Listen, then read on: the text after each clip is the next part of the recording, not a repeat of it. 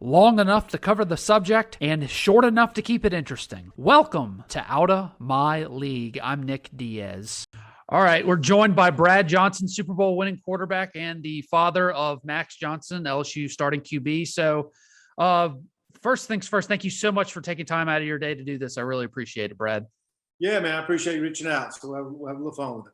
Awesome. So, parents, obviously they go through a lot, that, just watching their children play, but, because it's nerve wracking just to sit there and not be able to do anything about it. So I got to ask you, were you more nervous before the Florida game last year or before the Super Bowl?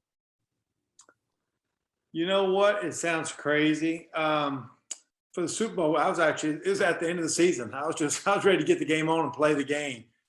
Ready to get it over with, to be honest with you. Win or lose, let's go play the game. Obviously, it was a dream come true by winning it. And then last year, Max got to play in 3 or 4 games as the season went on, came in at the very end of games and had some reps. And then the Florida game, it sounds so crazy. My other son, Jake, he's a tight end, and I coach at the high school. I was so tired from the night before on Friday and driving all the way to Gainesville in the swamp. So we were kind of exhausted, to be honest with you. So sitting in the stands, all you can do is eat popcorn and just cheer for your kids. And, there's not much you can do about it. But excited for, Max got the opportunity to play those last 2 games for sure.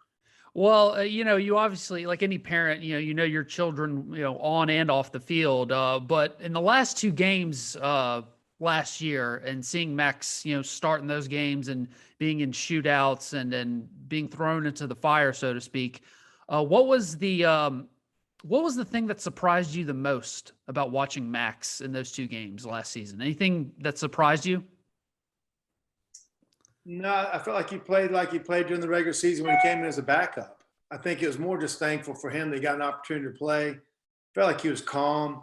I felt like there was a big difference in the first and second game. I felt like obviously you played some, but then just the encouraging others, giving people high fives, patting them on the back, how you respond on the bench when in between the series, those kind of things that people don't really see. You just see the game being played, but there's so much time that goes on between the plays, whether it's in the huddle or whether it's on the sidelines or whether it's in the locker room. So I felt like his demeanor and leadership skills kind of improved as it went on, and just his comfort level. And I know that's what he has, from a little bit from last year, but this whole spring, getting the reps with the number ones through the summer, through the spring ball, and then, obviously fall camp. So I feel like he just improved in that area, just being comfortable.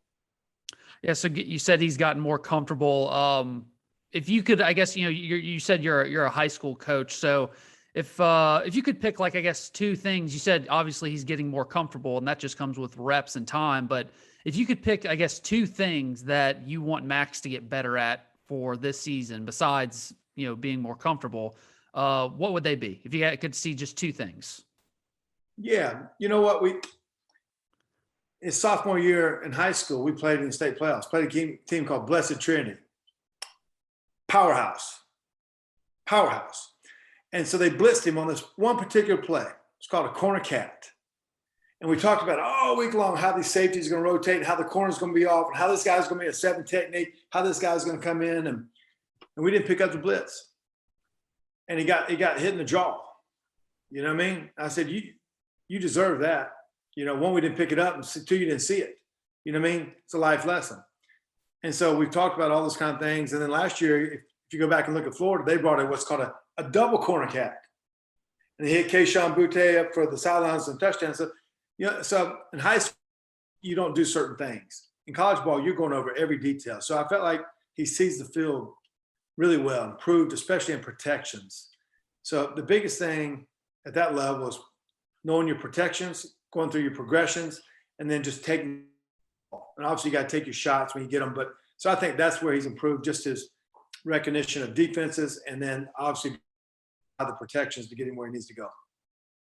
Nice. So obviously, this is his second coordinator in his second year with Jake Peets. But I don't know if you've, I guess, had the time to see any practice at all or anything like that. But just from, I guess, what you've seen or what Max has told you, What has impressed you the most about Jake Peets, not just as a guy, because we hear obviously the players talk about how great of a guy he is and how much of an interest he takes into them as a person, not just as a football player, but Jake Peets as a on the field coach.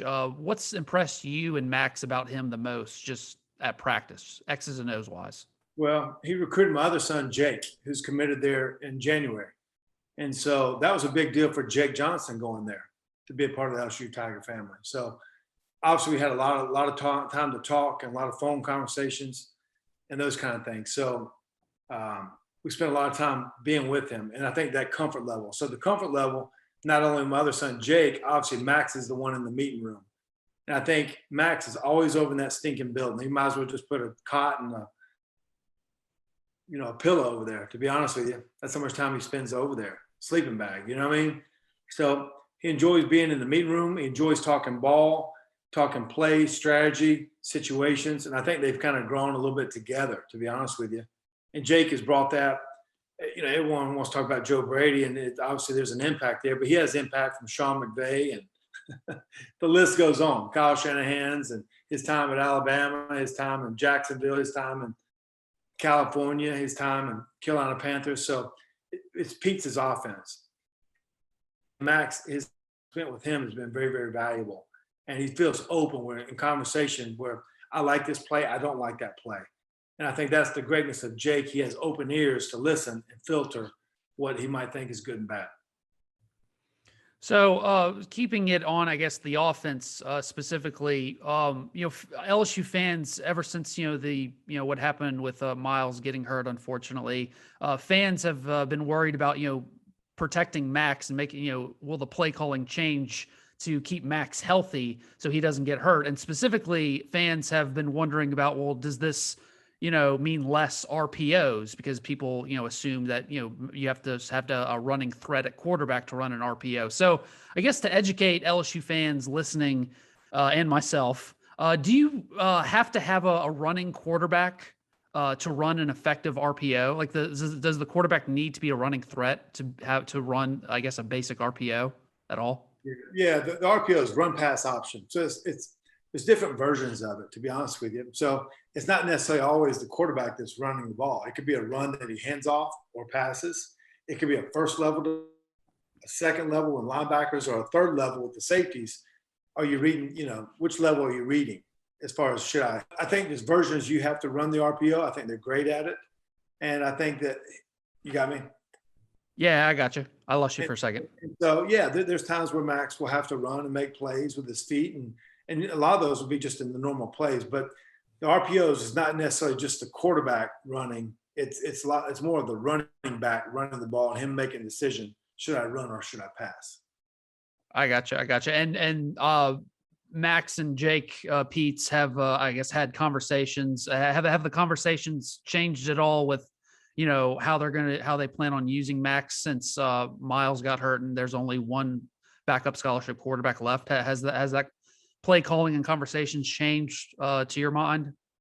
I'm not in those conversations, to be honest with you. So Max hasn't mentioned anything like that to me. I think they're going to do whatever it takes to win, and whatever fashion that may be. So, they'll use any kind of players they need and whatever skill sets they have to accomplish those kind of things. But he hasn't told me anything like that, though. Okay. As far as, Keishon Boutte, he said in an interview, I think 2 weeks ago, how, it was so uncomfortable at first catching the ball from Max because he had never had a left-handed quarterback before because, the backward spin.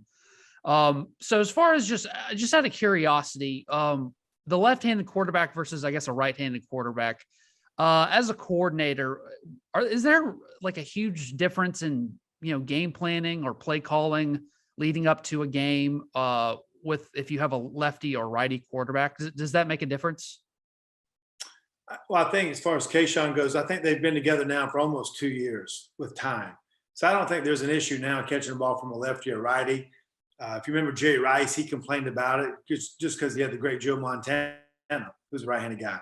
But then he also had the great Steve Young, who's a lefty. So I think you get used to it the more you practice with those guys. And so I don't think there's a big deal as far as that goes. As far as play calling goes, I think you just have to, there's certain plays that you might run on a different hash for a right-handed player in certain plays that you might have to run on a different hash for a left-handed player, whether you're rolling out to your left or to your right.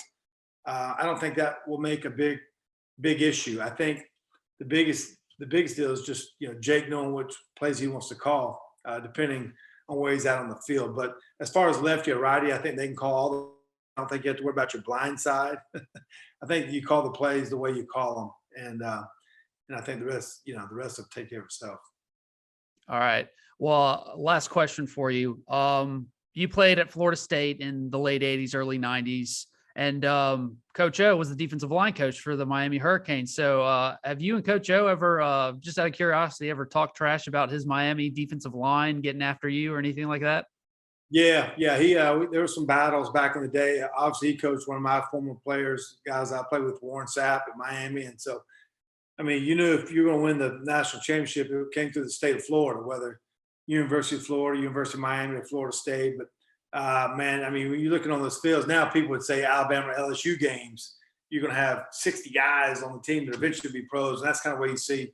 That was the truth back in the day with Florida State and Miami. A lot of trash talking, and a lot of guys went on to be pros. Right. Well, Brad, thank you so much for doing this. We won't take up any more of your time, and I really appreciate it. And good luck to you and Max this season. Yeah, very good. Appreciate it. Thank you. All right. Thanks for listening to Out of My League. If you like what you heard, be sure to like, share, and subscribe, or follow me on Twitter and Facebook in the description link below.